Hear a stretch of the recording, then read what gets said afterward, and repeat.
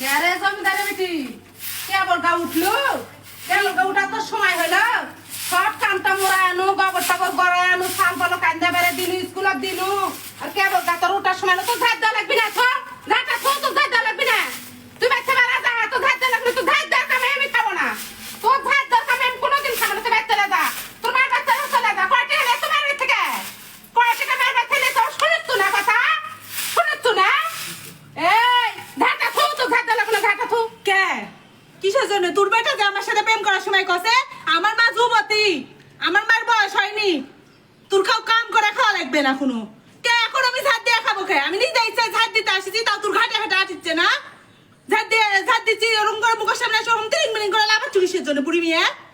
মেয়ে এরকম ভাগ আমার ভালো লাগে না সর মুখে ঝাড় দিলাম